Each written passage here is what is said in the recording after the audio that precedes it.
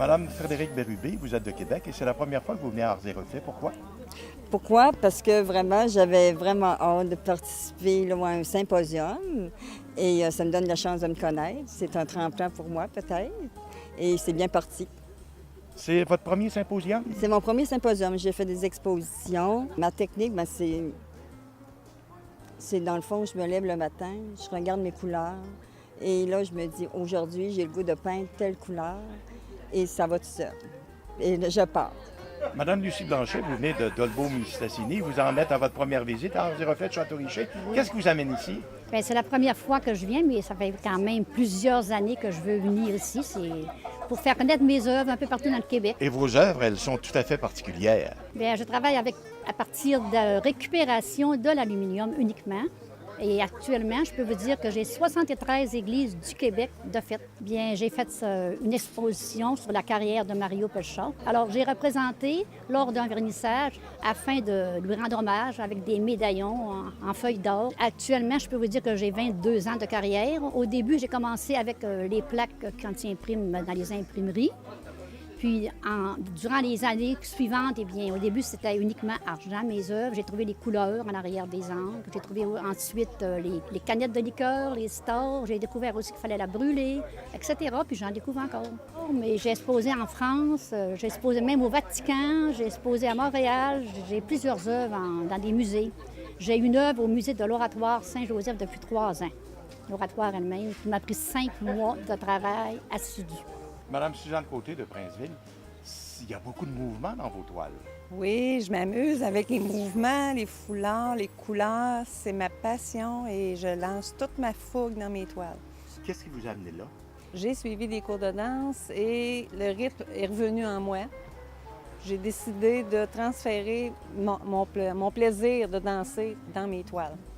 Ce qui fait qu'il y a beaucoup de mouvements, de couleurs, il y a du feu, de la passion. C'est ce qui m'anime pour l'instant. Madame Hélène Charland de Victoriaville, pourquoi les oiseaux? Pourquoi les oiseaux? Parce que c'est la liberté, parce qu'on a des oiseaux migrateurs qu'on ne trouve presque pas partout ailleurs au monde, parce que c'est les plumes, c'est les mots, c'est la vie pour moi. Et pourquoi la technique la plus difficile, l'aquarelle?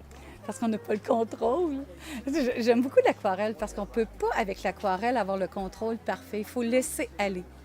Puis dans la vie, ça permet d'avoir pour moi, plus de création et arriver avec un monde qui est différent, tout simplement, que je ne peux pas rajouter, faire exactement ce que je veux. L'aquarelle est libre aussi.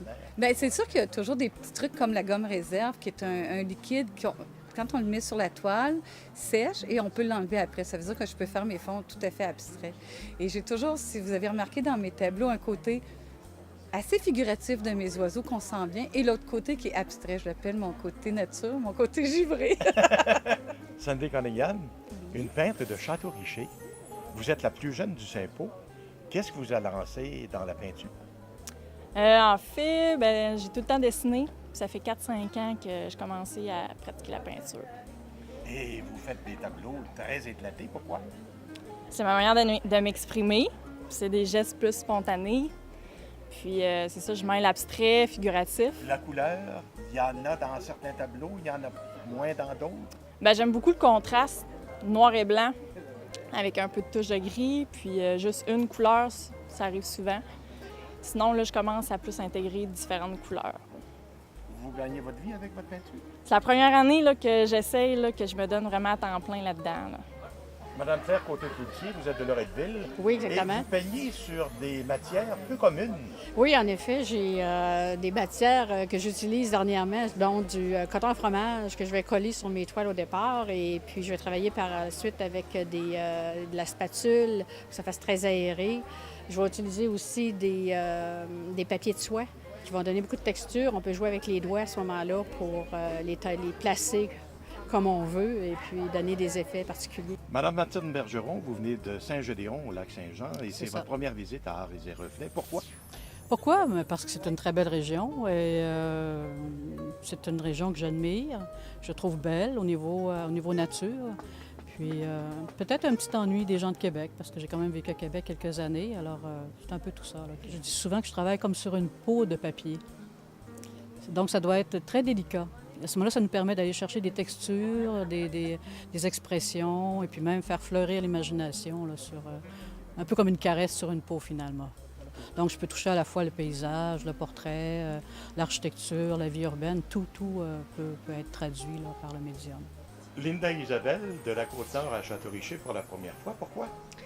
J'ai, suite à un symposium de peinture à Bécomo, j'ai eu une invitation de la peintre Louise Marion pour Château-Richer. Donc, me voici.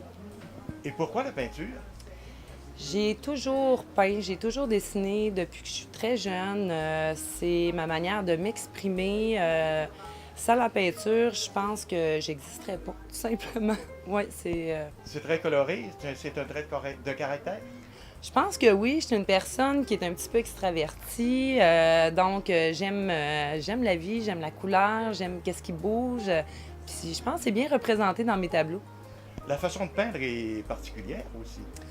Oui, je suis une personne autodidacte. Donc, je vous dirais que j'ai appris de moi-même. Je peins même assis, normalement. Donc, je pense que c'est mon côté d'originalité un petit peu qui ressort autant dans ma peinture, autant dans ma manière de peindre.